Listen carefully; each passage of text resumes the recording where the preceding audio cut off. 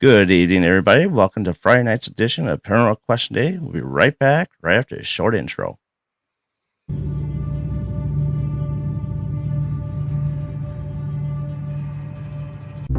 Hey everyone, this is Darren Buss with Paranormal Question of the Day. Tonight's video is a promotional video. We have guest ALLEN Corneilson with us.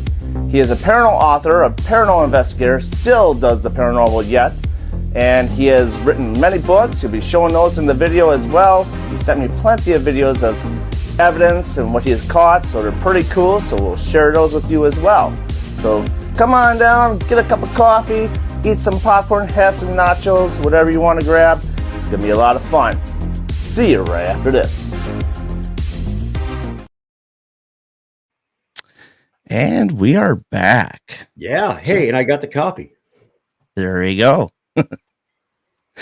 So, as we get into this real quick, I just gotta make sure I get my phone all set up and people hopefully start piling in soon. I don't know who's all investigating tonight. I have not checked up on that stuff yet tonight. So, but like I said, I promote all week, and so we'll see how things go. And Alan, how you doing? And welcome to the show. I am fantastic. Thank you for having me on. Absolutely. I'm actually thrilled. I reached out to you and asked to come on the show, and you said, "Yeah, I got a slot open." I think it was like October something later in the month. Right. And I was really hoping to get on there so I could talk about this Paracon coming up in at the YMCA in Rock Island, Illinois. And you said absolutely, and I was thrilled because I got to tell you, this is an extremely haunted location. I have no skin into this place at all. Mm-hmm. I don't make anything off of this place. Right. So that should tell people right off the bat, I have no influences in this place, and I'm telling you, it's haunted. It's extraordinarily haunted, and people need to go there. This is a place where there's layer after layer and new things coming up daily of the history of this incredibly fascinating location called the Haunted YMCA in Rock Island, Illinois. My historian has dug up a bunch of stuff for him. Really can't get into a lot of that. Candy, who's been promoting, she has all that information, and she kind of wants to release it while we're at the Haunted YMCA. It's all new. There's stuff that people were going to be just floored. They go, no wonder this place is haunted, and it's just off the wall charts, just crazy active. I was on the outside of it. I didn't know I had the chance to go inside when we were there. So we were heading down to Cambria House and Farm that day, and it's like, well, let's just stop in real quick, take a real peek, and take some pictures, and then make our way down to our location. So Candy is it's like, yeah, we can, if you would have known, I would have let you in there. I'm like, it's just kind of in and out. But I said, we'll eventually get down there at some point. And you're going to be amazed the activity that's there. I investigated two times I've investigated there alone, completely alone. I investigated there another time with Dr. Rebecca Foster, another time with Ghost Gear, Robert Walzak with Ghost Gear. And we experimented with some devices. I've been there on like 5 different occasions now, but the 2 occasions I investigated alone, well, I guess with Dr. Rebecca Foster, was just phenomenal. The activity that we got. The first night that I was there, the first time I was ever inside there by myself, it was okay. I was getting some good responses from things. Mm-hmm. But it was that next time that I was in there by myself, the second investigation, that it had really ramped up, and it's been ramping up ever since. Why? It could be has to do with what we've discovered. My historian, Lieta, she's found a lot of stuff, and it all makes sense now. There's been people that were claiming to see certain individuals, and some people saying, well, that individual was never existed here. And then through the history that we found, they did, which makes it really compelling. Right. So I can't wait for all these people to come in and check this out. And I see Ann says hi, Ann. Yep. Just waiting for more people to pop in. Like I said, it's a Friday night, so people Sure. are out and about. Well, yeah. If I had the ability to be investigating tonight, I sure as hell would be. Yeah. Friday night. I would too. Yeah. So I usually do it on Fridays. So to give just more of a background for like Ann and others that are, maybe not in chat, but still listening. Sure. How did you get into the paranormal, and what was like your very first experience that like, hey, there's something here and I want to go explore it? Well, I grew up on a farm and very conservative family. It was everything about my life was it either is or it isn't. There was no gray areas. It's fact or fiction, period. And I grew up that way. There was no such thing as ghosts. There was, if you can't see it, it's not there. If it's a breeze, it was a breeze. It wasn't had anything to do with paranormal. That was pounded in our head.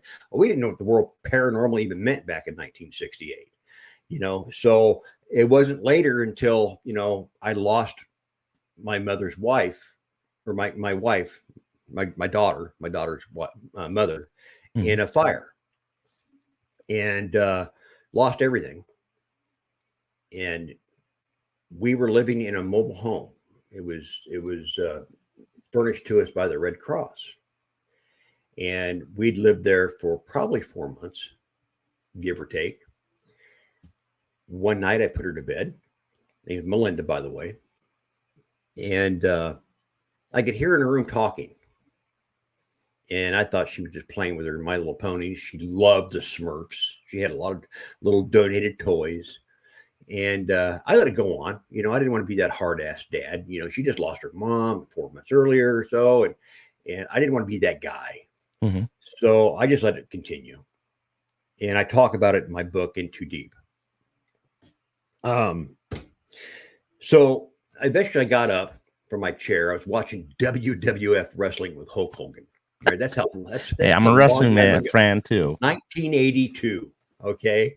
And I peeked into her room, and there she was sitting on the side of her bed. And I said, honey, it's time to go to sleep. It's time to go to bed.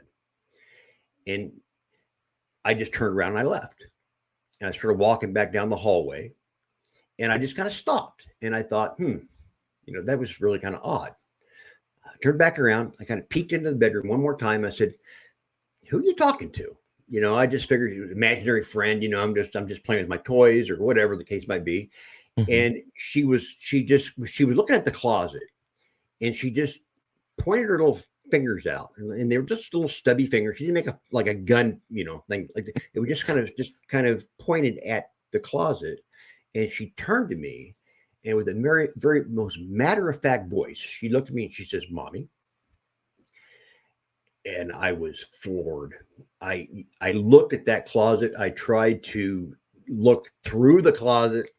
I didn't see nothing there. And the next thing you know, she lays down, she goes to sleep. And I had a gambit of emotions that just ran through me.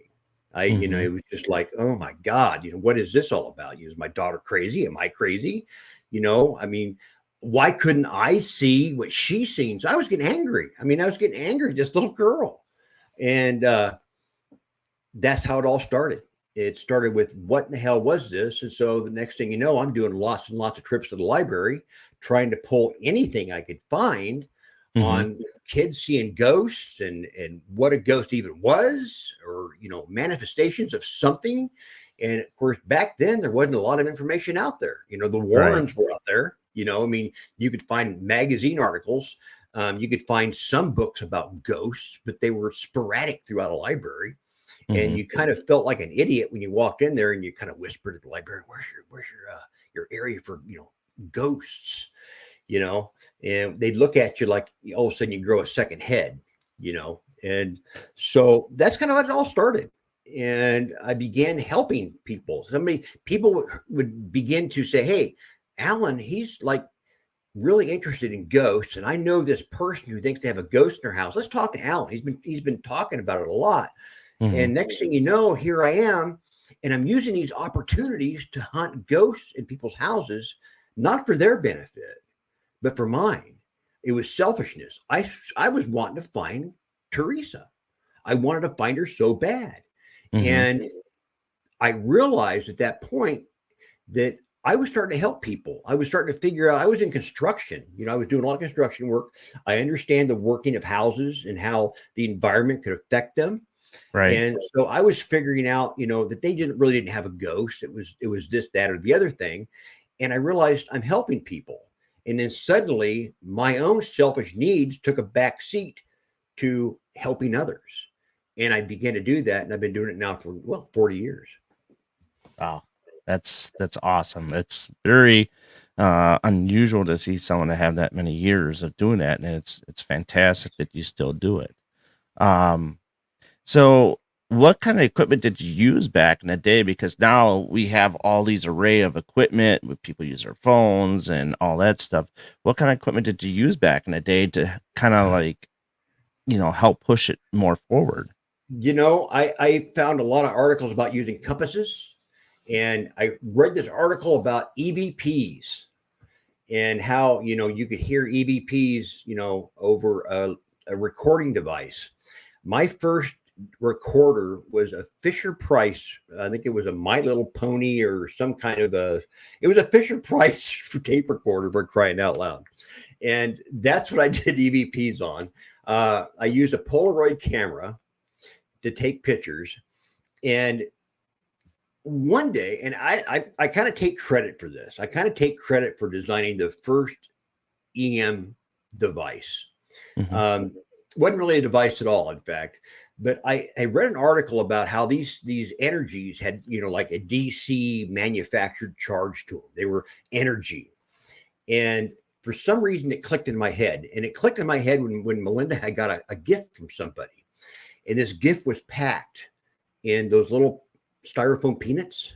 Mhm. And, they just cling all over your body. The static, you Yep. can't get rid of it. Or And I pain in thought, the butt.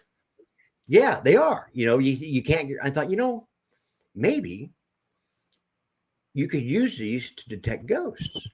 So I get called to this guy's location. It was a husband and wife, and they had a little kid, and they thought they were seeing ghosts in the house. They thought they were seeing going down a hallway, going from the kitchen down this hallway. And so I had a baggie, not a Ziploc baggie, not like today. It was the fold over type baggie, and it had some of these peanuts in it. I probably had 20 of them. And so I laid these things out like seeds in a cornfield, 1, 2, 3, 4, and then another row. And it was only about 2.5 foot long and maybe 2.5 foot wide. That's all the area that I could cover, with these little peanuts. And every now and then I just check it. And I take a picture with my Polaroid camera. And at one point, it must have been about an hour into this so-called investigation, sitting on a couch, just kind of, staring at each other. I looked down this hallway, and all those peanuts were just like disarrayed. They were just scattered everywhere. And there was no windows. There was no air, registers. There was nothing there that could have disturbed them in that manner. And so those are the kind of devices I use. I even use fans. I'd use a That's fan interesting. in conjunction with, a recorder, the Fisher Price recorder, to try to capture EVPs. I mean, it was all new stuff, Right. And so that's kind of how it all started. Did you ever use powder at all? Because I'm dying to use powder, but a lot of places won't I allow did you to that do it. once. I did that once, and the only thing, in all honesty, the only thing I found with powder, and I used it on a plank in an attic. The only thing I was a squirrel. I got squirrel feet on this plank, and which turned out to probably be one of the ghosts that I was chasing. But in all reality, a lot of what I dealt with for many years had explanations to them.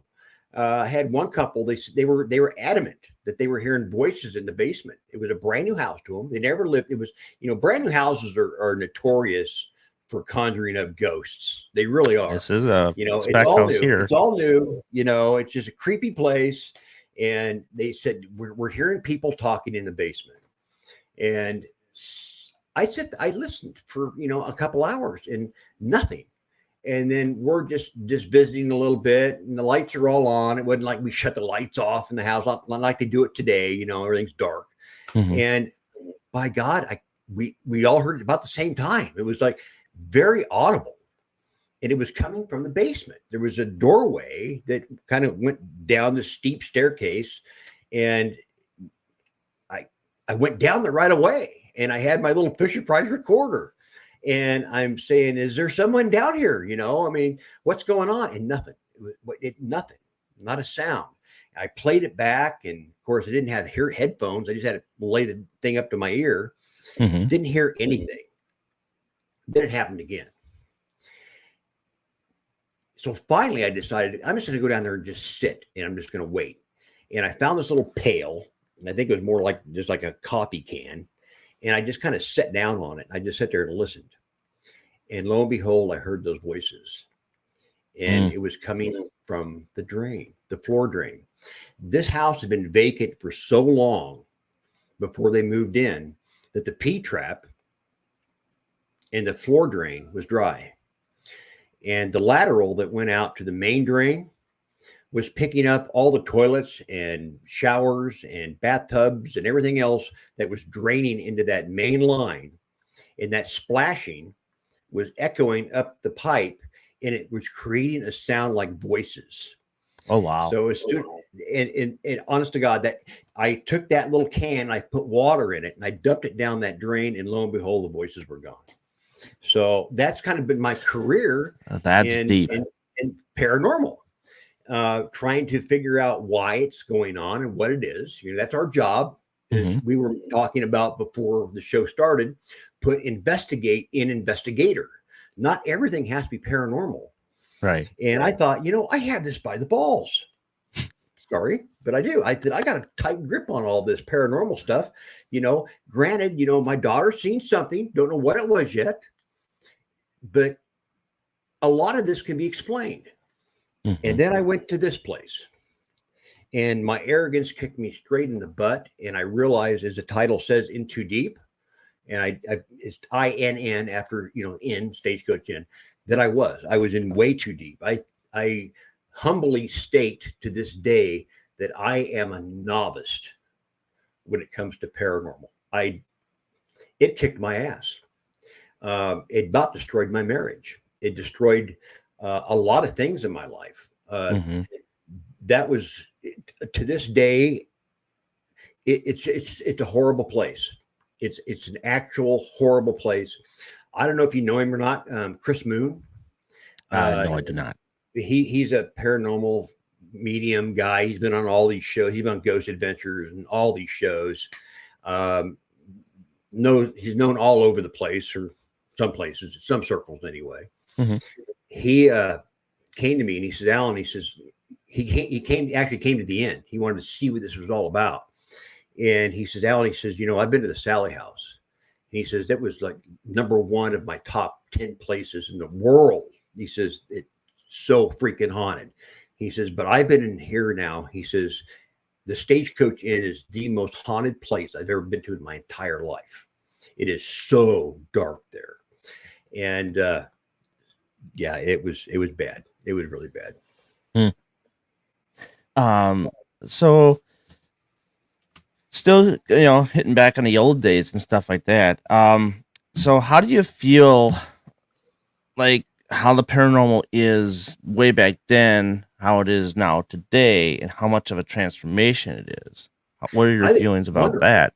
And then I'll hit you with the other second question. I'm the kind of investigator. I still like video.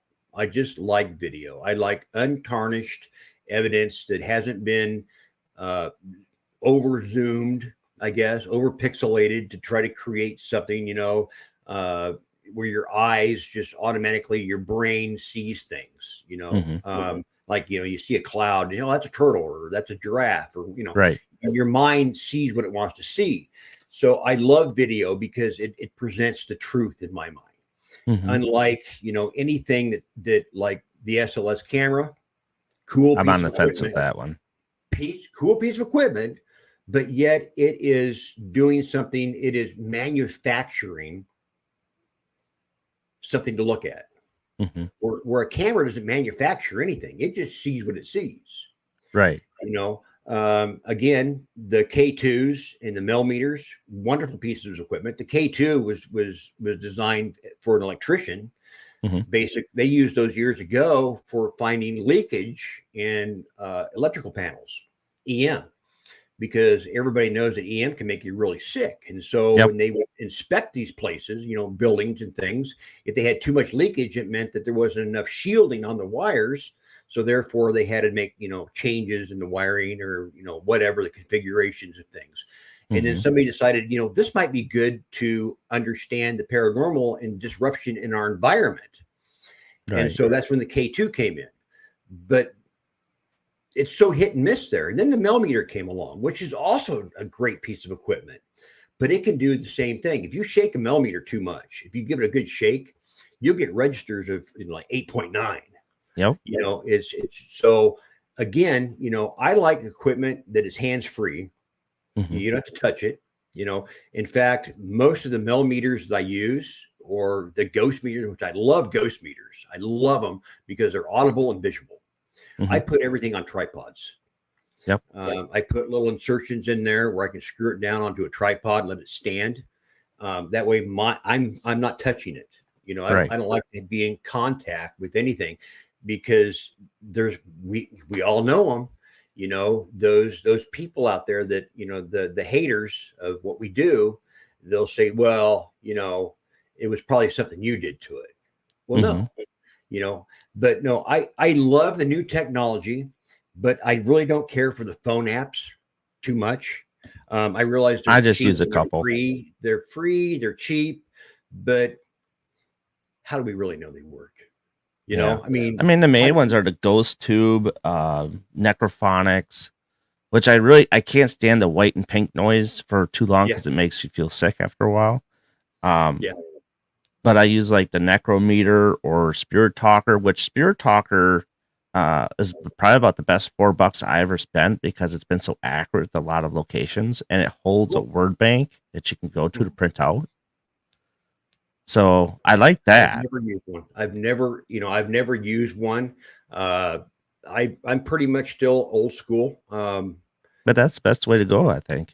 I just like hands-free. I don't like a lot of and of course, like, you got to use it. I mean, you can't help but not using it. It's a tool. That's all it is. It brings you aware that there might be something, and keyword might be something in the environment. But you can't shy away from things that actually fly across the room. Wheels that turn, doors that go banging closed. That's where the video comes in real handy. And I've caught some stuff on video that my tagline in every one of my books ends with, you decide. I don't shove it down anybody's throat. Here's the evidence. Now it's for you to decide whether or not it is what it is. If it's not, I'm not saying it is either. I'm just simply saying, think about it, and then you decide. If you don't think it's real, good enough for me. It doesn't matter if I think you believe it. I matter if I believe it. That's all that matters. At the end of the day, we all have our own opinions. With all of us, it doesn't matter. That's the main thing. It's like the haters even got to understand. Yeah, you're giving us your opinion, but that's what this whole paranormal field is based upon, is opinion. Right. And the more that we fight with those trolls or haters, the more we look ridiculous, I think. And we just kind of let them go, because, especially amongst ourselves, you probably haven't, In Conflict was the second book that I wrote. And it comes to the heels of it. Basically, it does a circle, comes back around into deep. But In Conflict that's what it was. It was a conflict for me to come back into the paranormal after I went through all that hell. And in there, I talk about the really dark stuff for the paranormal. I mean, there's a lot of chapters, there's a lot of my journey, so to speak, to come back to the Stagecoach Inn and reinvestigate there one more time. But I talk about things that some people might be very uncomfortable reading. You know, I talk about the narcissistic cesspool of self-indulgence. and I use that phrase because there is a lot of narcissists in this world. And if they feel like you're taking that spotlight away from them, you're shining really bright, and now they don't shine so bright anymore, things can get really ugly in the paranormal. And so when you have that going on and people outside that circle, you know, the public, the regular public sees us doing that. Now that mountain that we're trying to climb, and it's a mountain to prove that paranormal not phenomenon exists, it begins to get taller and the summit gets even further away because of the way that we bicker with each other and who's doing what and how they're doing it. And that's what I talk a lot about in conflict. Yeah. I mean, when it comes to paranormal investigating, you're your own paranormal investigator because you're doing your own style. Like you said, people may not like the way how we do things, but it comes down to as to what works with us, because when it comes to like dowsing rods, where your energy has to be flowing into those dowsing rods, where somebody else's energy would be different. Right, exactly. And it's all about different energies. When you go to a location, if your energy is high and you're great, it's the place is going to be working for you. But if you go in there with tons of bad energy, you may not get anything. You may not. Or it might be vice versa. You might get a lot. For instance, and they can pattern on your fears too. For our school. That's a great place. 5 or 6 years ago. It's been several years ago. I was there, and there was some activity going on, a little bit, not a lot. It wasn't oozing with activity on this particular night, and it was a little paracon type thing that was going on. And there was one individual there that just kept mocking everybody. He just kind of came along with a friend of his. You know, he just a jerk. All right. And he ended up going down in the basement, you know, with everybody else. And he was just mocking people. You know, he's saying, "Oh, you bunch of idiots, you know, this is stupid. This is whatever." And the next thing I was outside. I was actually talking with Elizabeth Saint. She was there. I know her. Yeah. And here comes this individual. They're carrying him out. He's like straight as a board, and he's like just gyrating. He's having his eyes rolled back in his head, and he's just like out of his mind. And they laid him down on the grass, and he couldn't breathe, and his tongue was all swelled up, and it was horrifying. And it was that negative energy of him, excreting, so to speak, of, you know, saying this is stupid. He somehow got attacked by something. And it was horrifying. And when he finally came out of it, he didn't know how he got outside. He didn't know what was going on. He didn't know why all these people were just like hovering over the top of him. It scared him to death. And for the rest of the night, you know, he just kind of stayed outside and kind of by himself. And there was no more teasing and there was no more taunting. You could see that he was trying to figure out in his own mind what had just happened. Yeah. And that's the best thing to see sometimes, but not to the individual, but it's like, yeah, see, I told you, you know, the boiler room there is interesting. I did actually my very first solo in the coal chute area. Okay. And that was interesting, but I found that the auditorium is where most of the big stuff happens. Yes. I did another alone investigation from there. In fact, I was the first one to ever do an alone investigation. I forget what his name was, but somebody from RIP had let me in there. And he was going to be like spending the night in Berwick there, just not very far away. But I was there the whole night by myself. And I had two cameras. I had the Canon FX 205, which you're watching me on right now. And I had the FX 105 in the hallway just adjacent to that auditorium area. And I didn't hear anything at the time. I was in the auditorium and I was doing my thing. And then it was upon the rendering of both of the videos together. I used a slate so I could chalk my videos so they were in time with each other. And as I'm walking around in there, I'm walking away from the table and I'm basically saying, you know, God, this place is just dead silent. I didn't hear it at the time, but at that exact same moment, there's a voice and it's very audible. It says, I see you, and it was freaking creepy. And you could see me walking, in both videos, you can see me walking, one out of frame because I'm going through a doorway, and the other one is still in sync as I'm walking through the auditorium. So that was one of my epic catches. I was just like, wow, something's there. Something is definitely there. Yeah. From what I hear now, I guess October is the last time you can investigate it for a while. Yes. Well, until they decide what they're going to do with it. It's going to be sold. Yeah. Hopefully, it's whoever buys it's going to keep it open as as a haunted location. The town of Bondurant, that's adjacent to it, is growing by leaps and bounds. And I can just almost picture, somebody, some builder saying, hey, there's water and there's sewer out there. Let's just tear that old school down and we'll put a bunch of condos on it. So, and that's always a possibility, Right. So investigate it when you can. Get out there. I know I won't be able to get out there anymore this year, but and I say the same thing about the haunted YMCA, kind of like with the Stagecoach Inn. For 7 years, I had begged people. I said, I wanted somebody to come out and investigate it. Anybody can say a place is haunted. Anybody can say that. Where's the Stagecoach, by the way? People. I'm sorry? Where's the Stagecoach, by the way? The Stagecoach Inn is in Ida Grove, Iowa. It was built in 1856 by John and Martha Moorhead. Ooh. Do you mind sending me some literature on that? Absolutely. I can send you all kinds of literature on it. Oh, I would love to see it because I go to Iowa a lot for a lot of locations. So yeah, well, it looks kind of like this. I don't know if you can see this when I'm going to kind of put it up here in front of the camera. It's this building right here. Okay. That's kind of what it looks like. It never used to look like that. It was just originally a log cabin. When the Moorheads came to Iowa, it was before Iowa was even a state. And they had built this cabin, and one day a stagecoach driver comes by, and they just stopped the coach. And John Moorhead, he went on later to be known as Judge Moorhead. He was judge of Ida County. But John, he comes out and he greets this driver, and the driver says, hey, I got all these passengers. Can they get out and just like stretch their legs? And can I water my horses here at your well? And the Moorheads, they said, well, sure, absolutely, certainly. If they're tired, they can, we'll just pull all of our furniture outside and they can sleep on the floor inside. Oh, that'd be great.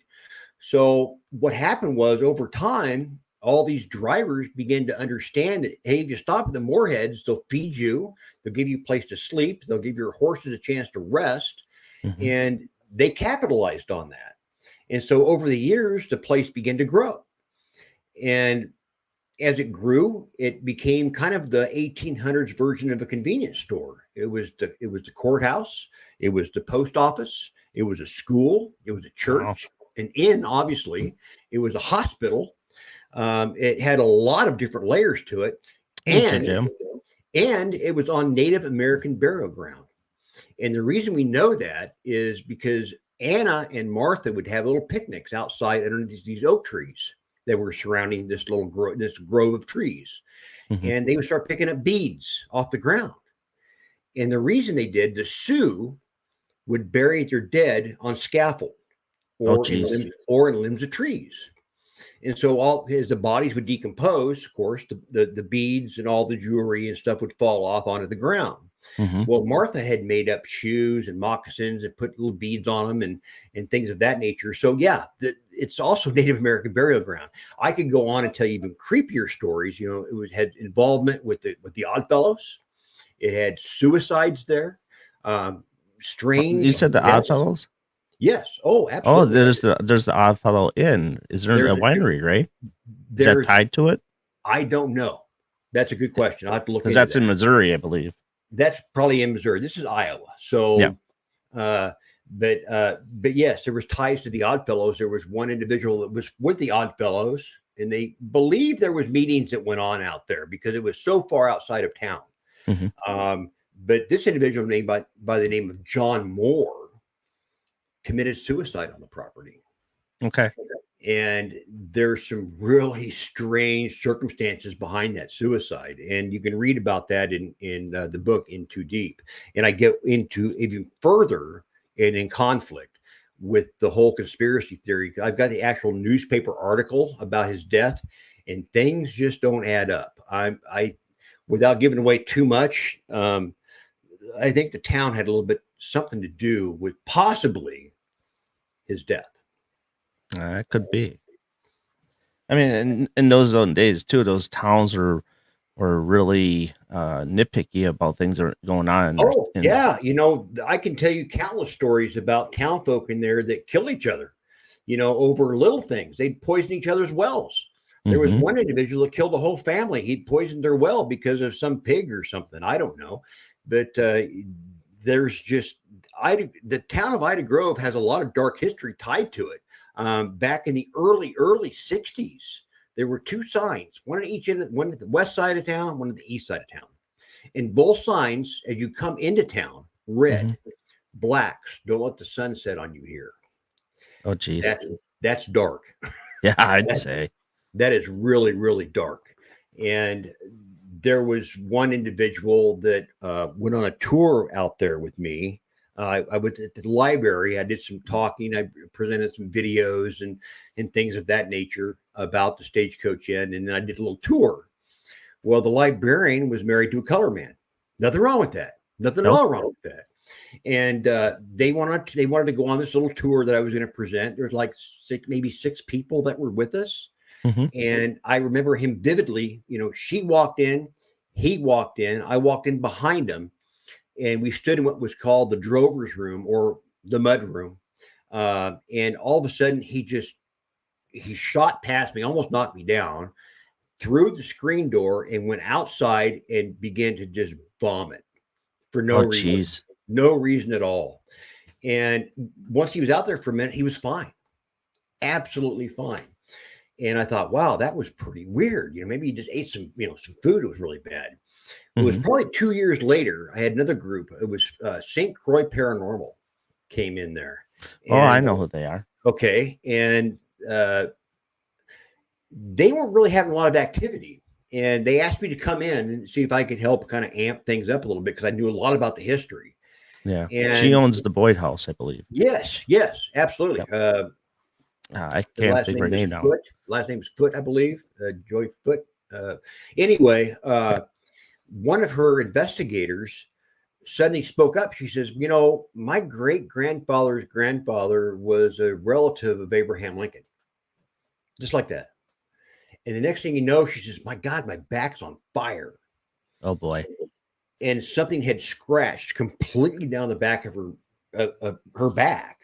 And nobody was near her. I mean, I was trying to video with one of these little crappy little Bell & Howell cameras. And there was nobody even standing next to her. But she was attacked. And I started putting things together. I thought, my God, whatever's out here is a freaking bigot. Not only did somebody get violently ill that was a colored man, but now she's talking about her great-grandfather's grandfather's grandfather that was a relation to Abraham Lincoln, who freed the slaves, and now she's getting attacked. So, yeah, weird stuff like that was going on all the time out there. Very interesting. So there's a question I do have now for any of those in chat too. If you got questions, please put them down in chat. So there's a lot of a debate in the paranormal field when it comes to nighttime investigating and daytime investigating, where a lot of people feel that, oh, well, most of the stuff happens at night. And I'm like, it could happen at any given time. It happens all the time. The reason people like to investigate, in my opinion, at night is because there's less noise contamination. Most people, they're in their houses. The dogs aren't barking anymore. There's less traffic on the streets. The birds aren't singing. There's just less opportunity for false indications of paranormal activity going on. That's why we like to choose to do it at night. Yeah. But there's one place I have to say that changes that a little bit is the Granger House. I don't know if you've ever been to the Granger House, but no, I have not. So what they have is a roundabout there now where it never used to be a few years ago. And now that changed, and now it's like a really busy street. Oh, okay. Yeah. So, yeah, that's yeah, she prefers night, yes, and that's true, and I get that why people want to do it at night, and I just want to be clear on a lot of things that Edinburgh Manor is a place that I can bring out and say that you get just as much during the day as you do during the night, You do. because I did a Edinburgh video on Manor that same is day with the paranormal exposures, and yeah, that was paranormal. fun. Edinburgh Manor is a noisy place. There is something always moving around in there, Hmm. constantly. A lot of sounds come out of Edinburgh. I was investigating. Of course, it was a nighttime investigation. I started off during the day. I had another team. At one point, I had a team called Wannagie Paranormal. Nope, That was haven't heard back them. when I was investigating way back during the Stagecoach Inn era. And Wannagie is a Native American word that means ghost or spirit. So I have my little team of Wannagie investigators in our little black t-shirts and all this kind of good stuff. Hmm. And I had a camera sitting in the hallway. The back of the camera would have been pointing in the direction of the laundry room area, and the forward camera would have been looking down the hallway into what would be that kitchen or that lounge, I guess, or community room where the tables are in the basement. And there was something that got thrown in there, and it sounded like a broomstick just pounding across the floor. It was crazy. I never did figure out what it was. We went down there. We had audio on, and I never could find where that sound came from. I had another investigator that was just sitting in a chair in that same hallway, and he Hmm. kept saying he was hearing things. And me and another team member, we had headphones on. We were trying to hear what he was hearing, and pretty soon we did, and it sounded like a chair, like a metal chair, getting drug across the floor. And Oh, he says, tell me you didn't hear that. And we, of course, we said, we had walkie talkies, and I said, absolutely, we just heard that. Well, fast forward ahead 2 years, we're back there again. no. Hmm. And me and this investigator that heard these sounds were in that like bunker area that's Right. underground. And there were some metal chairs in there. And I thought, let's kind of pull these around a little bit. And so we drug one of the chairs, and it was the exact same sound. And we just kind of looked at each other going, that's exactly what we heard. Something had drugged those chairs from that room, and it emanated down that hallway where he was sitting at. And that was like 2 years earlier. But we both remembered that sound very vividly. Um, so the other thing I have in mind is, okay, so we use trigger objects a lot. Now, there are some people who don't like using trigger objects during investigations. What are your feelings about that? And do you use trigger objects? I have used trigger objects. What I do, my specialty, I guess you could say, is I love the 1800s, early 1900s locations. I love those locations. Uh, I try to learn as much about items, different items that came from those eras and how they were used, how they were produced, how, people use them in their day to day lives. So when I walk into a place and I see a metal iron, or I see a spinning wheel, or whatever that item might be, I might start carrying on a conversation with my team members or who's ever with me, saying, back in the day, this thing caused a lot of injuries, or this Hmm. thing was very difficult to operate because of, or whatever the case might be. And then all of a sudden, you start getting activity. It's like whatever's there is saying, yes, finally, somebody's here and they know what I Sorry, went that's my through. boy. He's So, playing games. wow. So that's the kind of stuff that I do, and it's kind of like this.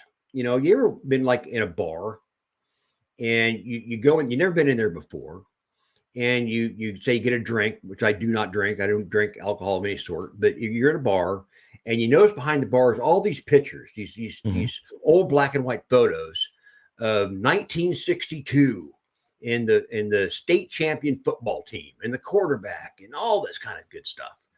And you go, wow, that's pretty cool. And the bartender says, yeah, back in the day, we had this quarterback and he was awesome. Well, unbeknownst to you, over in the far corner is this old, scraggly looking old man drinking a beer. He just looks kind of homeless. And as you're talking about all these memories, this guy gets a little closer and a little closer and a little closer, because it's him in those pictures. And he wants to be a part of that conversation. Those are memories for him. And actually, you know, he's standing right here next to you. And he says, yeah, that was me. You know, thank you for, it was a long time ago. It's the same thing that happens in paranormal investigations. You find something that's interesting and you know enough about it, you might actually get something to come in to say, yes, you're telling the truth. I like this. And that's when your K2 start acting up, and that's when your millimeters start beginning to go off. And, you know, I just, those are my trigger objects, is the objects that exist in the environment. Right. So, you know, back in the day, a lot of people did, like, you know, very heavy smokers and all that stuff. I got a friend of mine, his name is Travis Wasaki. Zazaki, sorry. He makes REM pods, and he makes like cigarette boxes for REM pods. Okay. So it's like you open like a pack of cigarettes, and you just later it's like, hey, you want a cigarette? Come use that. I used a trigger object kind of like that at Edinburgh Manor. Okay. I don't smoke. I don't drink. I'm a very boring person. But we were there at Edinburgh and doing what you're saying. But we actually had one of our investigators that did smoke. And we laid a single cigarette on one of those tables down there. I knew from, you know, days past, you know, I had some friends of mine that were in the Department of Health. And they said, you know, when you give these people Thorazine, enough drugs, they just smoke like trains. Oh, yeah. And so I said, let's just take the vibration sensor. And that's a hard, take in mind, this is a concrete floor in the basement. And I took a vibration center and I set it down in the middle of that table. We took that one cigarette and laid it on top. And we all stepped away about 6 feet. And we said, go ahead, take that cigarette. I had a new investigator with me, and she dropped the F-bomb right away because the vibration sensor went off almost on command after about 2.5 minutes. So go ahead and take it. And it did. It went off. And using a cigarette, just like what you said, you know, with that plastic pack. So yeah. Can't happen. I find those very useful. There's one that's coming that I have coming soon.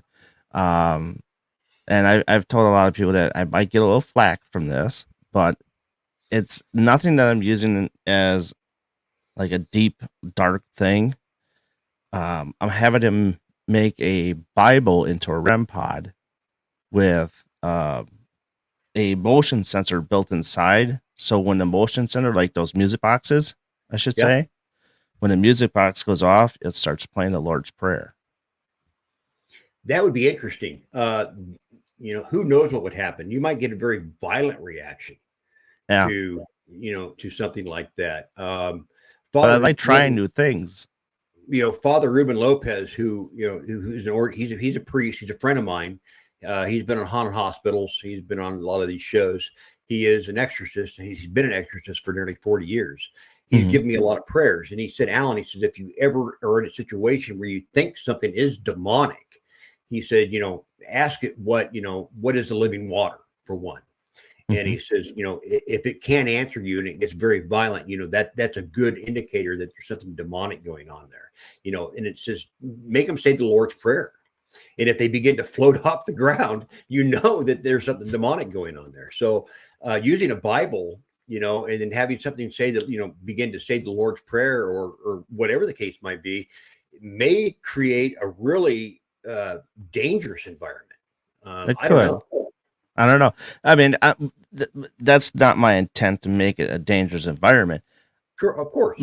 More or less, I want to put my digital voice recorder next to it, and I would say, hey, what was your favorite Bible verse? Right. Or can you repeat a line of your verse and see if I can get it on a recorder? If it's something demonic, it won't. Right. You know, right. I haven't been any place that's been demonic, so to speak. You know, like the museum I go to and I do bookings for, this one spirit, she does get pretty nasty with women and stuff like that. But to find out, you have to come to the museum. Well, you know, my opinion on that is, you know, if it is a spiritual entity that is left over from somebody who has passed on, in my opinion, they're going to be in death what they were in life. Right. So in other words, if they were a good-hearted person, in life, they're going to be the same way in death. But if they were just a real bastard, they're going to be the same way again. So she was a very religious person. So right. she really, was part of a Bible reader type deal. Okay. So I have a feeling that it could go one or two ways with this one. Right. So well, it's really hard to say. I'll have it on video when I do it. Yeah. I'll have the cameras rolling. If you can do that, I will capture it on video. Believe me, I've caught some crazy stuff on video. The craziest thing I ever caught. Well, I've caught a lot of crazy stuff at the Stagecoach Inn. One case was I was using a motion sensor on the staircase, adjacent with it was an eddy. Okay. And I was trying to figure out why the staircase was so active. And I turned the motion sensor sideways so it would just see the wall in front of it. That was it. I could walk up to that motion sensor and it wouldn't go off. Okay. And I was just talking about it. And I walked into another room. And I'm the only one in there. I mean, the only one in this place. And take in mind, I used to investigate this place like 365 days a year. I was so obsessed with it. In fact, I was so obsessed, I joined the Historical Society, so I had full access to it 24/7. Okay. But anyway, I walk into the room, and what do you think happens? That motion sensor goes off. And not only did it go off, but other things have gone off in the past. Vibration sensors have gone off regularly. We can walk past it and go up and down the steps, walking around, and not set those vibration sensors off. But something would like literally tap, because you got to move these things. Right. These aren't like a device that flashes and beeps because of EM in the environment. It needs to take a physical touch, a movement to make these things go off. They're magnets in them, actually. They're designed to go like on a metal door. So if somebody would like shake the doorknob to want to come into your house, it'd go into alarm. But it wasn't so sensitive that it would, if you had like a windstorm outside, little twigs and stuff would hit the door and stuff, it won't go off because it'd make a really long night. Okay.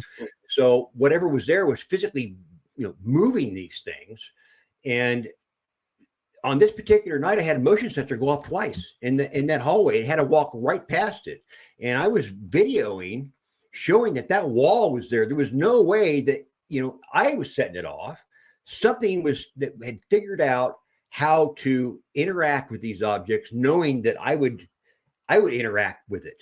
And it was kind of its little doorbell to say, hey, come in, I want to talk to you. And it really screwed my life. And again, it's in the books, In Too Deep and In Conflict. Right. So speaking of your books, let's talk about your first book, In Conflict, correct? No, In Too Deep. In Too Deep. No. My first book was this one right here. You haven't got a copy of it. It was called Ghosts and Legends of the Stagecoach Inn. Okay. And I was introduced to a gentleman by the name of Daniel Class. And awesome guy. Basically doing kind of what I'm doing. Oh yeah, wonderful guy. I've talked to him many times. Also, I was very good friends with another story, but with Coyote Chris Sutton. Oh yeah, I know him too. Rest in peace. In fact, rest in peace. A wonderful man.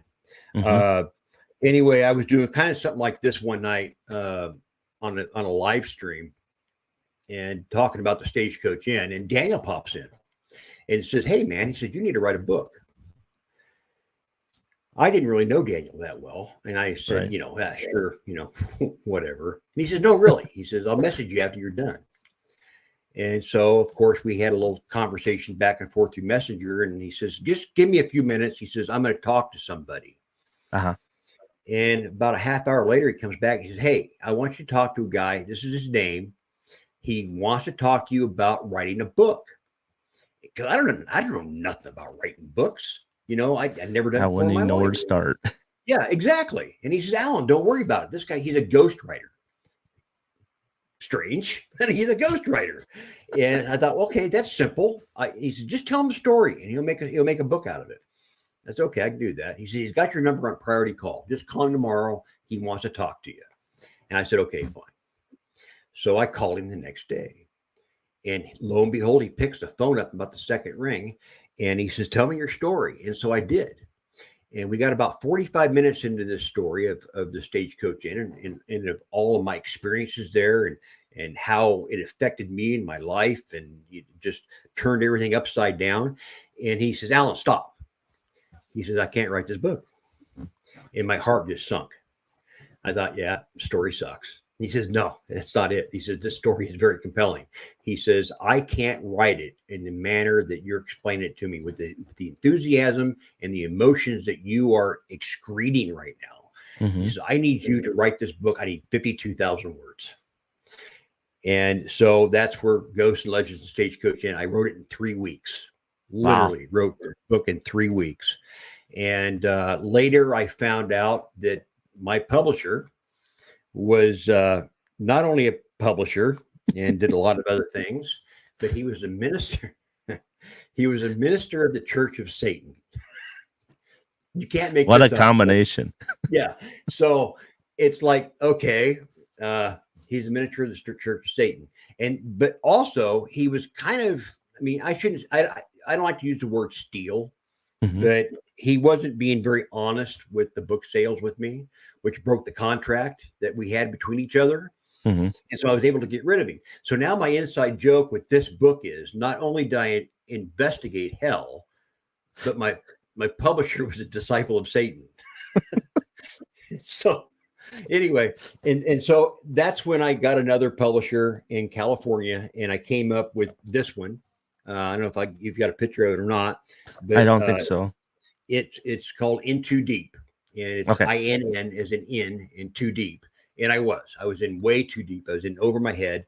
I had an opportunity to rewrite the book. Actually, it's much better. Let's It's see just here. really Is good. it this one? It right there. Yep, that's it. In Too Deep. That's it right there. Fantastic read. Coyote Chris Sutton, of course, he did a review on the first book, which is just like the second one.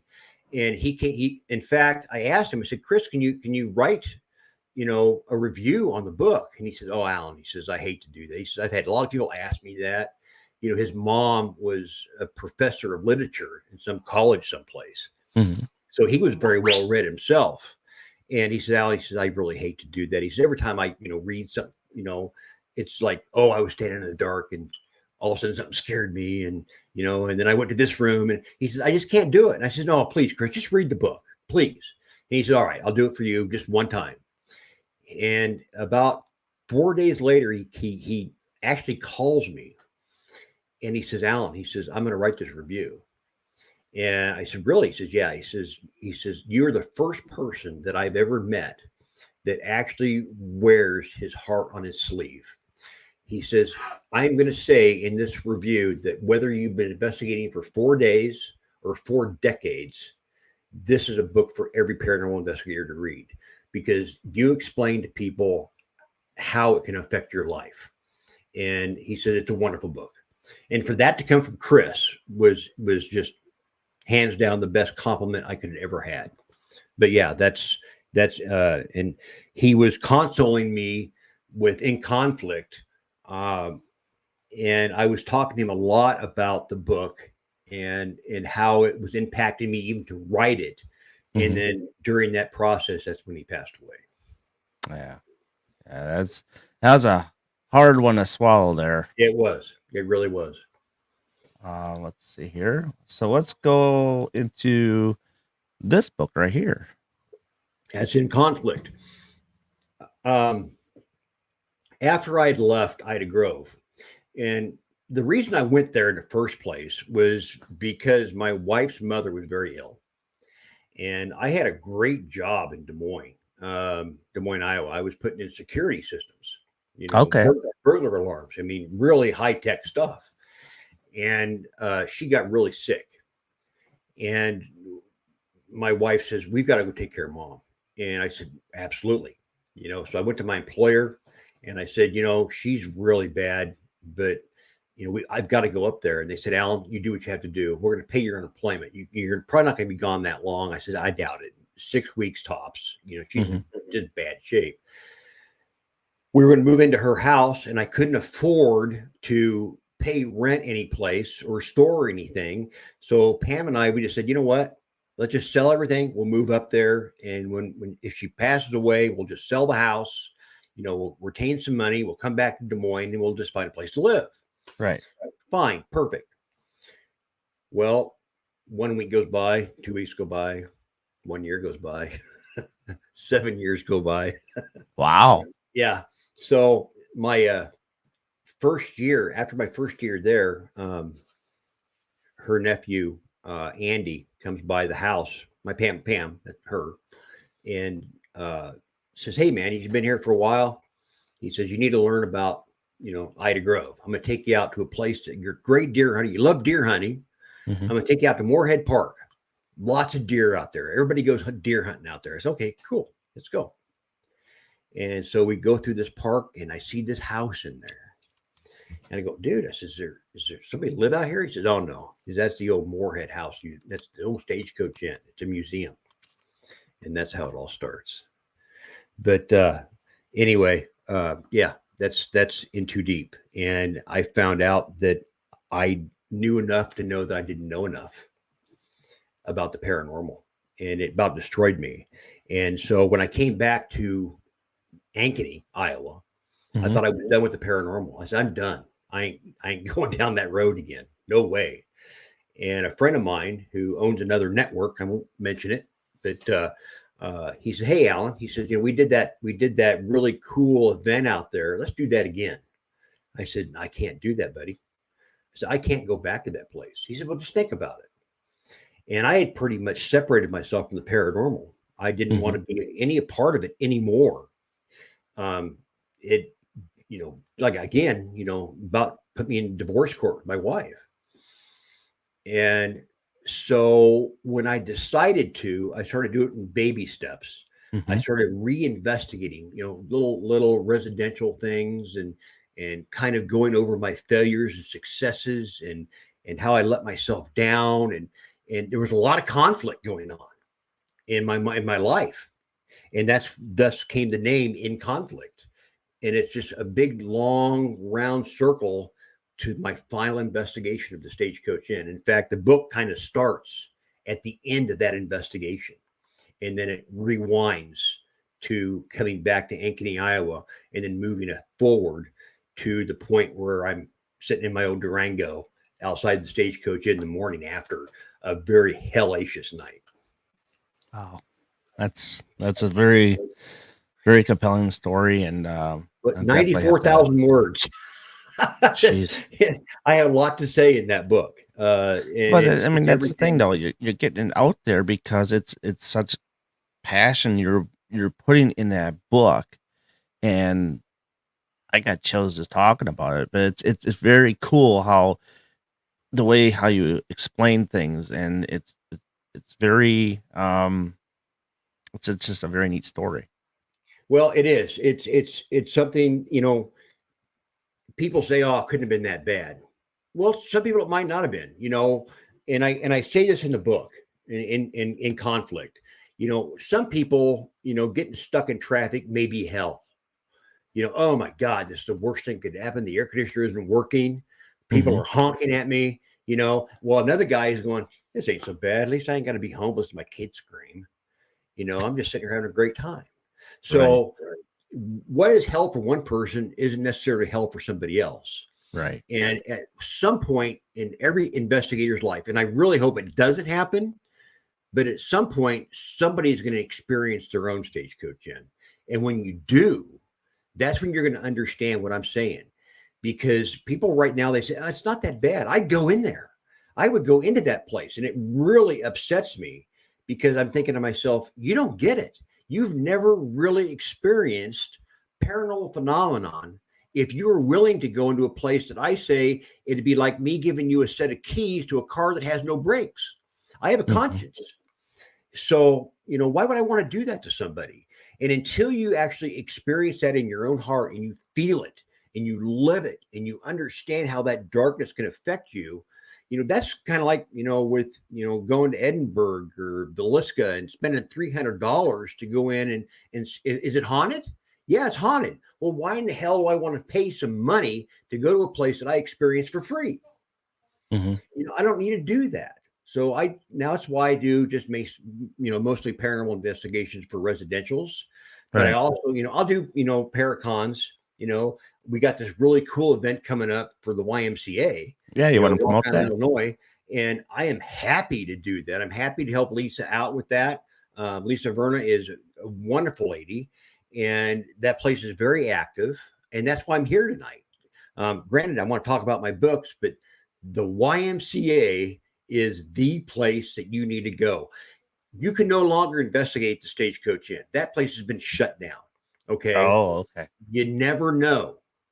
Tomorrow, like we talked about here earlier, Farrar, it may go away forever. If you haven't had a Hmm. chance to investigate there, you need to get there.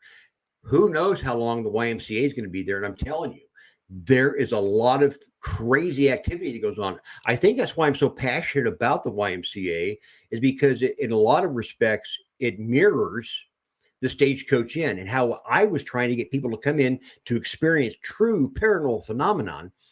And now you can't.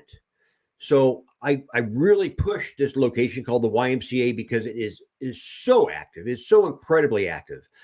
There's some darkness going on there, but mostly it's just a lot of things you can really experience and go, wow, that was like something I never expected, and go and if you really want to experience the paranormal, you need to get to the haunted YMCA. Make it my list. Try and make it my job to get to next year. That's for sure.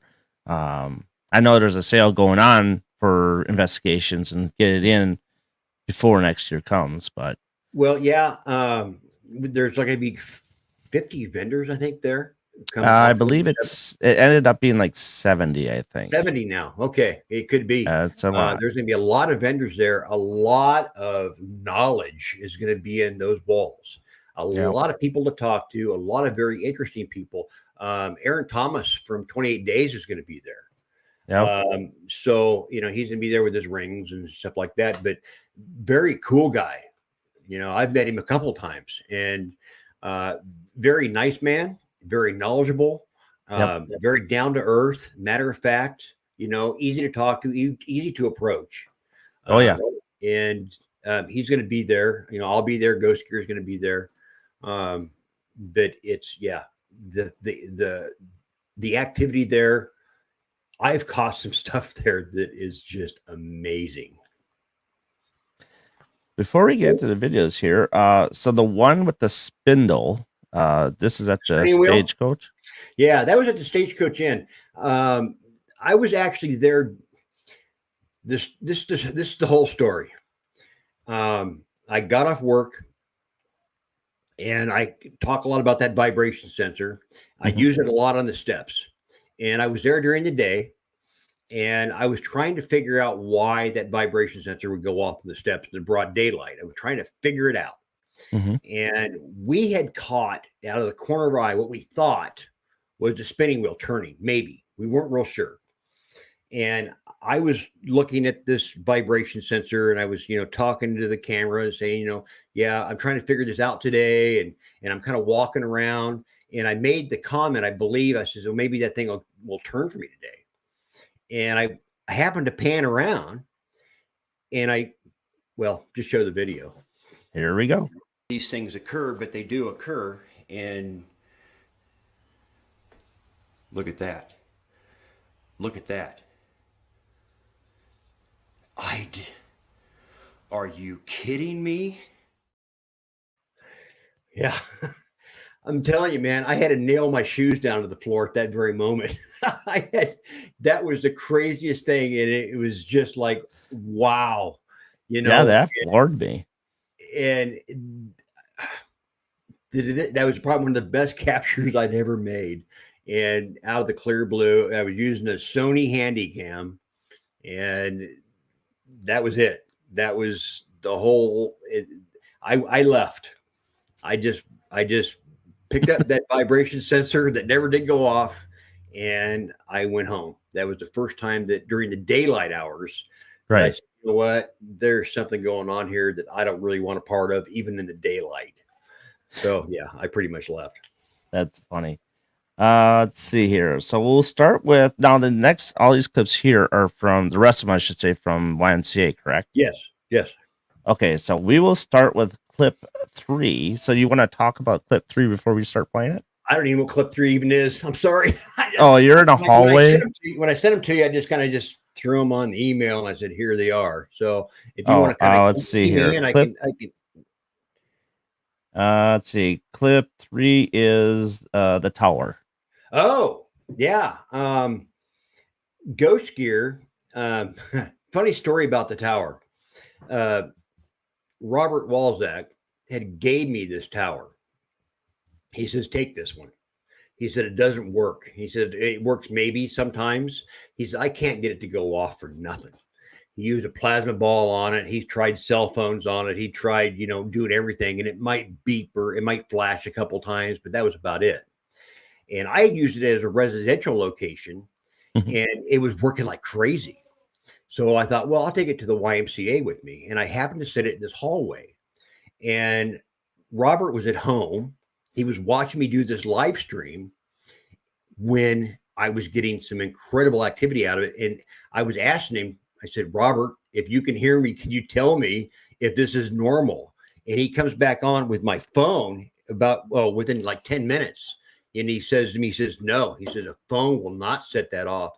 What's going on there?" He said, I can't figure it out. That thing shouldn't work." So anyway, here's the clip. Here we go.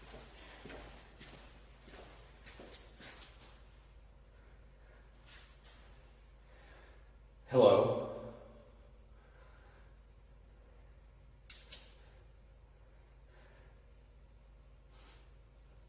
I'm too far away for that to be, and it stopped. Robert, if you're watching this, is the phone making this do this? Am I too far away?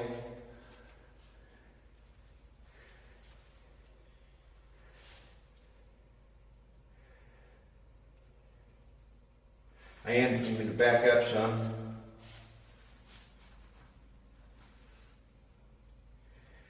I'm quite a ways away from that device. Robert, if you can hear me, am I too far away for this phone to activate that tower? And he said that shouldn't have been going on. In fact, in another clip that you'll see, I think, I don't know if I sent it to you or not, but I'm actually talking to the camera during a live stream. And I had my phone with me. I was looking at the comments on the live stream, and I had the tower sitting right next to me. And my phone's obviously going off with comments and things, and it didn't flash one time, not once. Interesting. I'm just going through comments here, and this guy, I think, has a hard time commenting here. Sorry, hopefully you can try commenting another time. I'm just getting some weird letters here. Yeah, I see that. Somebody had a cat just walked across the keyboard. I think so. Well, that happens, but believe me, it does. I got one. So the next, I got 3 of them. I kicked them all upstairs because they'll turn my computer off. Let's see here. We're gonna go to clip number 5, talking. Oh yeah, that was probably one of the most compelling pieces of. And you were there by yourself, correct? Yeah. Oh, yeah. I was in the YMCA by myself. It was one of the 2 times that I visited there that I was completely alone in the building. I had the whole place to myself. Nobody's in there but me. And I'm in. I think it's on the 2nd floor elevator shaft, right next to what I believe is they call the box room or the trunk room, I think it's called. Okay. I was sitting right next to that. I was on the staircase. Below me, 2 floors down, is the boiler room, which is down there. But it also used to be the pool area of the Y, and where the locker rooms were at. And of course, they backfilled that all in with concrete. The pool isn't there anymore. There was a little kid that drowned in there or something. I forget what the whole story is. But anyway, it's all been blocked off with cement. The lockers, there's still some lockers down there. But I'm sitting there and I'm looking at my phone and we're having conversation. I'm just kind of talking to the camera during this live stream. And it was live. And all of a sudden, I like, that's talking. There was like a crowd of people below me. I mean, it was obviously I wasn't invited to the conversation. I was actually trying to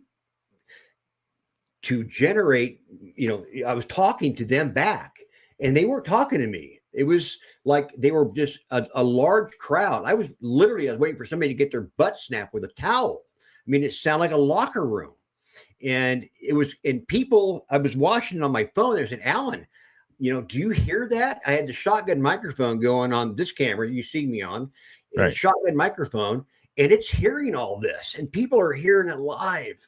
And I'm going, I can't explain this, but there's people below me and they're talking. So that's kind of what the talking thing is. All right. Here we go, folks. So let's go ahead and do.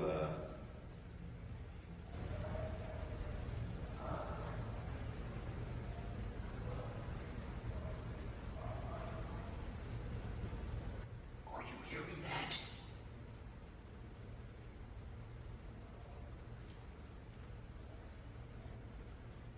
Recording that. Did you hear that? That was a lot of talking.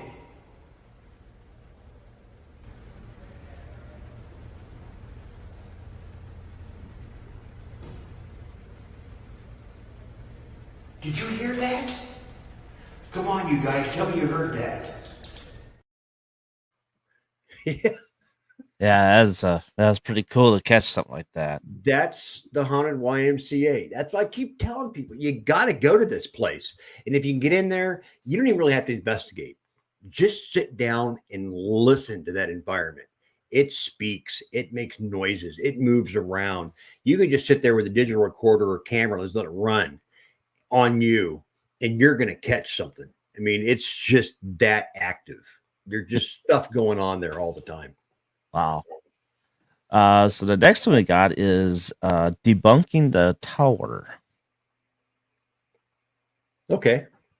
I think that's when I was talking using the phone and the tower wasn't activating. I think that's what I was talking about earlier, with the tower not responding to the phone, and it was just like right next to me. All right. Here we go. Lisa Wallace says, hello from Midtown, Ohio. Hello.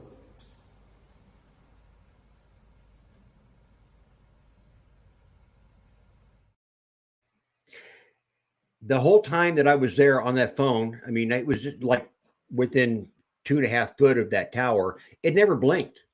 I mean, there's conversation there. Every time your phone scrolls to a new comment, it's creating energy. It's doing its thing, creating EM, kind of an imbalance in the environment. And that tower did not react one time. And that's what goes back to the tower in the hallway. Okay. That thing would, I mean, I was a long ways away from it, and it was just lighting up like a Christmas tree. So whatever was in that hallway was obviously trying to interact with me, and it was using that tower to get my attention. Definitely did. I mean, that was very interesting. So the next one we got up here is called the Puck. You want to talk about that one? The paranormal puck. Yeah, it's another one of Robert Ghostgear's first devices he came out with. It played a little tune. It had to do with emotion. It was kind of a motion sensing EM type device. It picked up on motion, not so much EM. So you had to move past it in order for it to go into alarm. And I was sitting in a room down in the basement area. It was kind of a creepy room, actually. They had it all wrapped with like black plastic, and they had a mirror in there, and they had a light, and it was one of the places where they used like the sound deprivation thing, and they try to churn whatever up. Correct. Well, I had set this thing up out in the hallway, and it has like a 2.5 to 6 inch bubble. It just kind of varies around it, where if something comes near that thing, it'll chime, it'll begin to go off. And I was sitting in this room and I'm trying to interact with something, and lo and behold, well, you'll see what happens. Here we go. I'm going to use Joe Skier's puck and hopefully catch motion coming through here. It won't pick me up. At least it shouldn't. Come turn this around and see what I'm doing. It won't pick me up. It only has like a 9-inch bubble around it, so something has to come in close in order for the puck to work.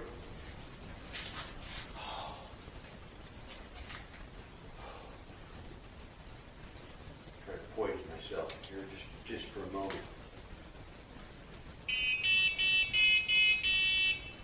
That's called motion. Something just went by the puck. And that is a very active area. A lot of people have been attacked, scratched. I've walked in that area. I don't know if I sent you the video or not, but I walked from the boiler room area into that general vicinity, and it sounded like construction was going on. There was things being tossed and knocked around. It was just like a hurricane going on all the way around me. And people were hearing that. And they were saying, Alan, is it like a windstorm outside? I said, no, it's like perfectly calm outside. It's not coming from outside. It's coming from all around me. It was a very, very active night. And that was part of that night. In fact, it got so bad that I gave up and I just left. I let the camera run. I said, enough's enough. I've been down this road before. I've kind of learned my lessons from the stagecoach end, not to push things too hard. Mm-hmm. I literally let the camera just run in there overnight and I left. I just took off. I didn't want no more to do with it. Oh. The next one we got is the door bangs. Oh, yeah. Yeah. That kind of comes on the heels of another time when I was there. I don't know if I sent you that video or not, but there was something likes to rap on the doors in there. And I think it reflects back to the first time I was there by myself, where I was trying to get something to engage with me, doing the shave and the haircut routine, knock 3 times and then 2 more times. Yep. And I think it recognized, I can't say for certain, we can't say none of this is for certain. Right. But something I think remembered what I was doing the time before and was beginning to replicate what I had asked it to do from like a year earlier. But this is that clip. All right, here we go. Everybody knows, I think, that I hate clowns. And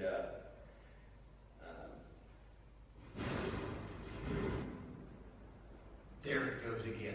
Son of a gun. That was 2 bangs. That did not come from down there. That came from down the hallway. We're going to try something, folks. I'm going to move the camera again. God, I hate myself. And I did. I really didn't want, it was getting really active, and I was there by myself, and you shouldn't investigate alone anyway. But no, not really. I mean, it's just some places I think you're able to, but I mean, this was one of them places that, anything could happen. And it was again, very active. A lot of things were getting knocked around, thrown around. It was just, again, the haunted YMCA. If you really want to experience some paranormal activity, you need to get there. You need to get to this location. Absolutely. So the next one we got is OK Door Whatever. Oh, yeah. That's with Dr. Rebecca Foster. We were there doing an investigation together. Very intelligent lady, psychic medium. She's she has accolades that stretch from here to Chicago. But she was there with me, and we were investigating an area and where a door was closed. And then we went to another direction, and we noticed that this door had opened, and we had never touched it. And as we go by, well, you'll hear an EVP that's pretty incredible. All right, here we go. See, this is that doorway. Mm-hmm. You point that out to me every time I go by. But I'm going to make sure that it's locked. And it freaks me out a little bit. I don't think it opens. I don't think it moves. How did he do that? I just closed it all the way. Well, it was, okay, whatever. Yeah, whatever. That door was closed and you couldn't get open. It wouldn't open at all. And all of a sudden, now it is open. And she says, oh, whatever. And then I must not have sent you the video of the EVP of somebody just like laughing, saying, yeah, I think it actually says the door was closed. No. No, that one I don't. I think that's the last of the videos we got. Yeah, that was it. That was all I had. Sorry.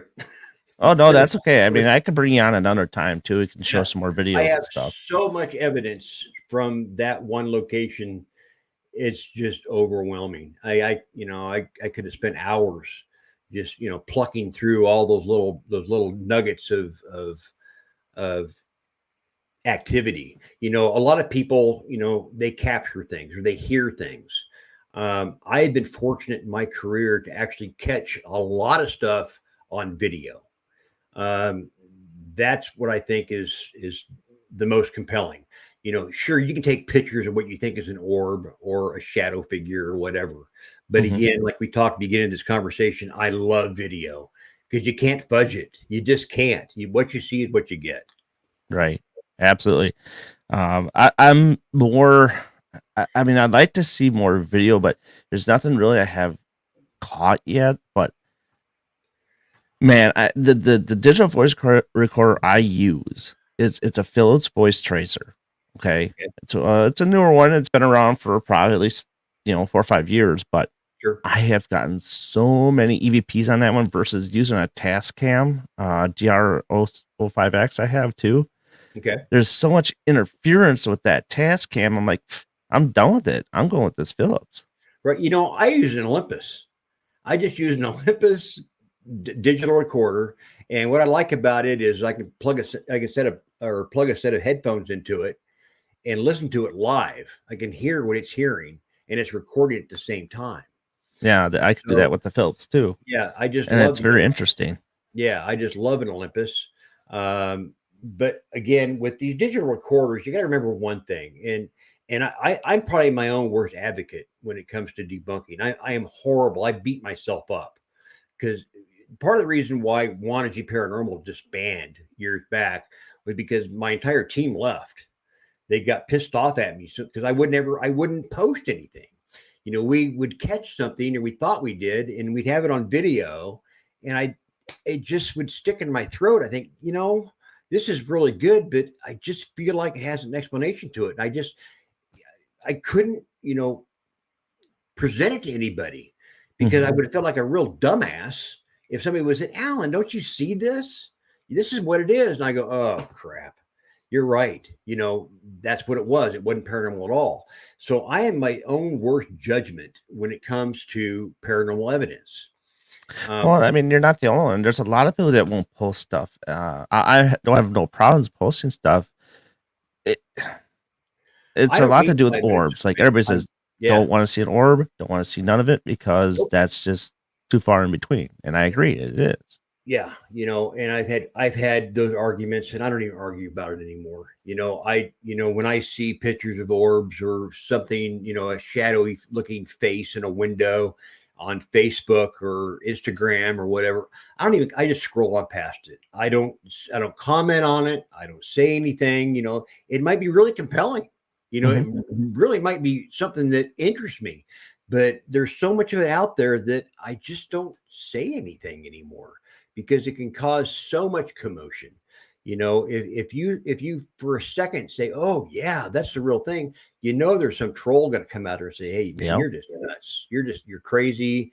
And there's nothing there. And all you're doing is you're just fanning the flame to a bunch of bull crap. And you're just as phony as they are. You know how it all goes.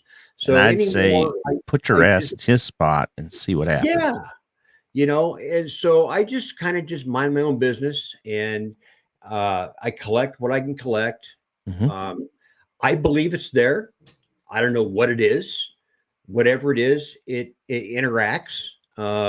Since I have left the Stagecoach Inn, more stuff happens around me. I've asked that question to a lot of people that are in that psychic medium type thing. and they've told me that I've been awoken, whatever the hell that means. That they noticed that I noticed, and Yep, you're more open. that yeah, and I don't get that. I'm about as sensitive as a blade of grass. I really am. I'm part Cherokee Indian. I do not believe in that being Native American helps me out in any way, shape, or form to be an investigator. People think, oh, you're Native, that you must be really in tune with this stuff. No, I'm no more in tune with it than this microphone is. So it just happened to be who I am. Right. It doesn't really make any difference. I use a medicine bag. I keep it with me all the time. It doesn't have any magic in it. A medicine bag, what's in my medicine bag is what brings me joy and happiness. It's my medicine. There's like a shell in there, and there's a couple of little items in there that bring good memories to me. So if I'm having a really bad investigation and things are getting really dark, I find a quiet spot and I take those things out of that bag and I examine them. I just look at them. And I remember that moment when we found that shell, when me and Pam were on that beach, we found that shell together, or that penny that my dad had given me, or, whatever the little item is that's in there. It sparks a memory in your heart just swells. You just feel good about yourself. You feel good about those memories. And next thing you know, that darkness begins to move away. That's your medicine. That's the medicine bag. That's how it works. And it works for me very well that way. But there's really no magic in it. It's our own spiritual self that brings us out of that darkness and into the light. Hey, Amy. Yeah, and you're exactly right. I mean, there's times where you just gotta take a seat back and realize and observe the whole picture instead of parts of the picture, and that's how times locations are. It's pieces of pictures that you gotta put together and figure out what to do with it. Right. And you got to understand that the paranormal isn't a trick pony. Just because I say a place is active one night doesn't mean it's going to be active the next. It's kind of runs the gambit of emotions all the time. Just like you or me, on any given day we get angry, but we might not be angry every day. Right. Just like, a haunted location. People say, nothing happened. I was at the Sally house all night long by myself. I don't know, 4 years ago. Not a thing happened in the house the whole night. People say, are you kidding me? Nothing? I said, no, nothing. I had nothing happen in the Sally house. That's what energy brings into the building. Yeah. And I really wanted to experience something, and fortunately I didn't have to pay to be in there. That was a good thing. It was just one of those deals that I got invited in and I went and I had nothing to lose or nothing to gain. Nothing happened. Just kind of like, the Stagecoach Inn. I investigated there. I would get up in the morning. I would go to work. Lunchtime would come around. I would get in my Durango and I would drive to the Stagecoach Inn. I would sit on the porch. I would eat my lunch. Lunchtime was over. I'd go back to work. I'd get off work. I'd go back to the Stagecoach Inn and I would investigate until dark. Wow. And I did that for 7 years, almost nearly daily. I was obsessed, and it was obsessed with me. Yeah. And it kind of is like your own personal Amityville horror house. It was. That's the best way to put it. And it's all in here. And people really need to read this because this is a very dangerous field to be in. Yeah, it's really cool getting the black t-shirts and putting your logo on it and saying, I respect this. I respect whatever's there. Right. Well, it's not just a word. You've really got to respect. Yes, you do. You've got to understand every syllable of that word respect because it's a very humbling experience when this very dark hobby that we all share together comes up and jumps and bites you directly in the ass. And when it does, it's not a good feeling. It's a bad place to be in. You start finding yourself, regulating your breathing and self-diagnosing, and you're doing all these things. And that's the horror of it. Mm-hmm. The horror isn't so much having something jump out of you at the dark. It's the aftermath. It's like I wouldn't see it anyway. Yeah. Maybe you would, but you would feel it. You know, you just couldn't resist, could you? No.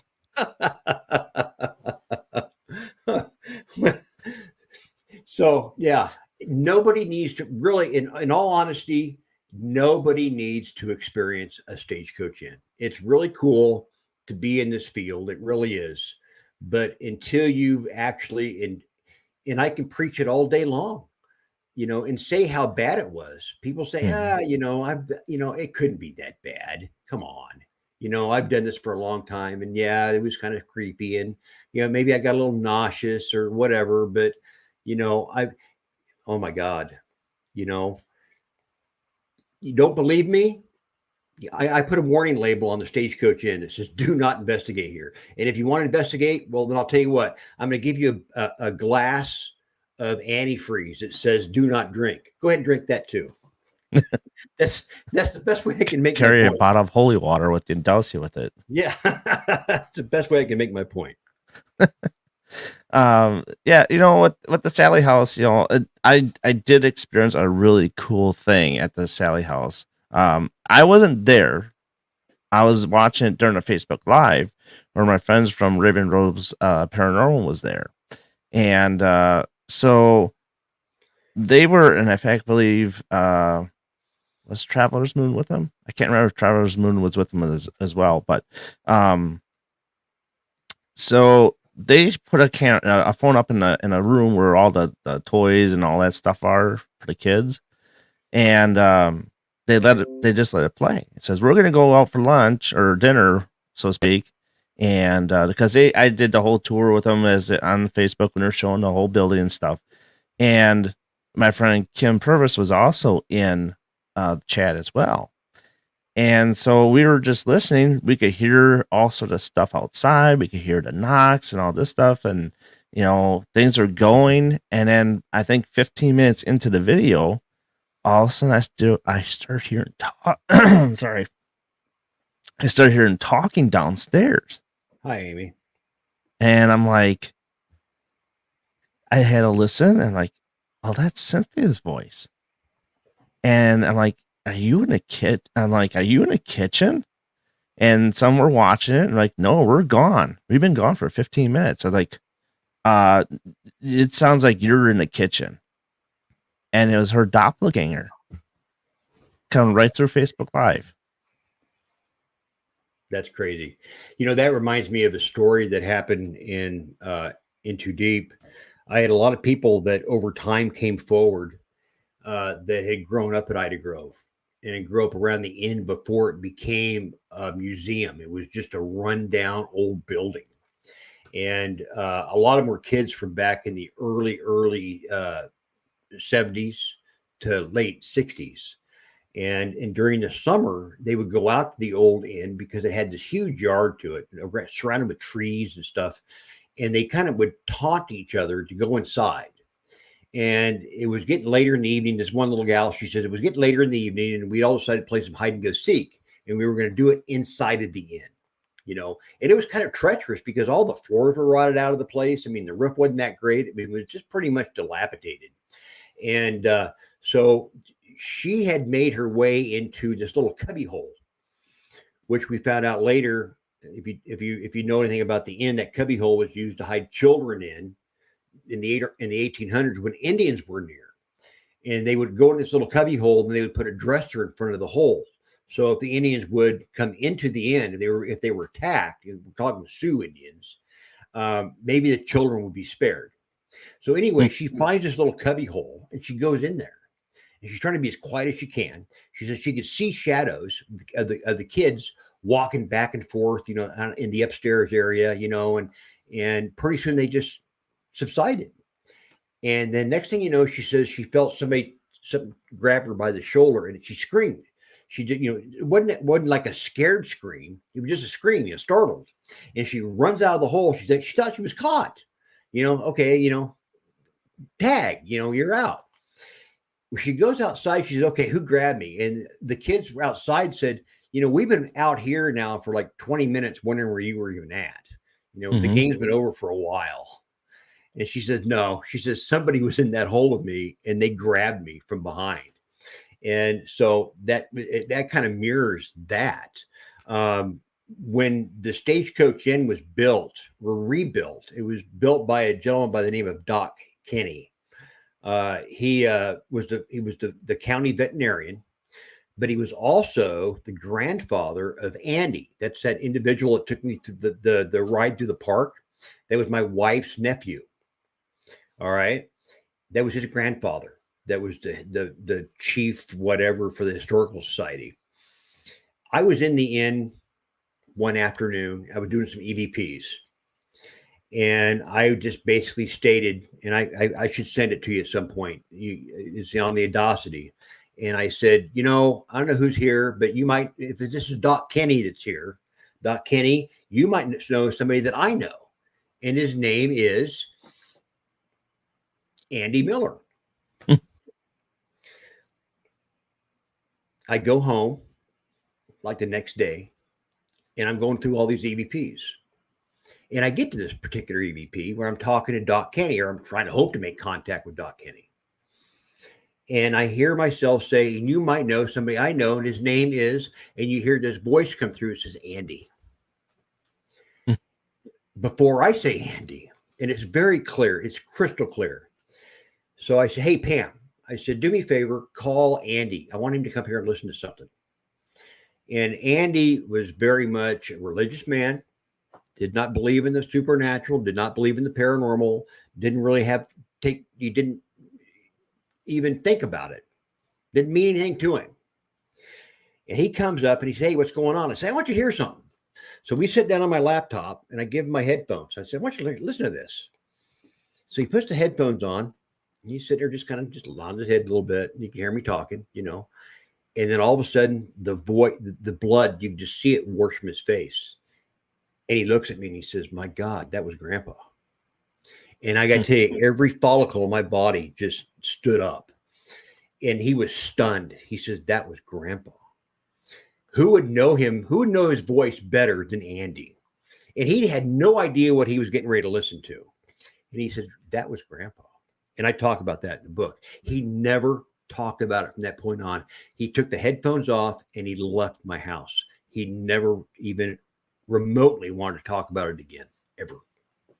Wow. That's cool. Let's see. So let's promote. If I can find it here. Let's promote this right here. The Haunted YMCA. Yes, October 7th. I believe it's from 10 o'clock in the morning till 6 o'clock at night is going to be the main event. And then they're going to have like a VIP thing where they're going to have a ghost investigation going on. If you pay a certain amount of money, I'm not real sure the whole content of it. If you want to know more about it, you contact Candy Slater, yeah, or Derek, or even Lisa Werner from the YMCA, and you can find out all about it. The tickets are on sale at the door. Yep, I believe they're $5. Yeah, it's cheap. It's real cheap to get in. Cheap entertainment, cheap night out for a really great experience. If you really want to experience the paranormal, this is a place to go. This is a place to be. There's going to be a lot of people there. Like you said, like 70 vendors. That's the last count I heard. From selling tarot cards to selling books with true stories attached to them. There's going to be some celebrities there. One I know for sure is of course Aaron Thompson, who's going to be there for 28 days. His buddy Nick Simons will be there. Paraflix is going to be there doing their thing.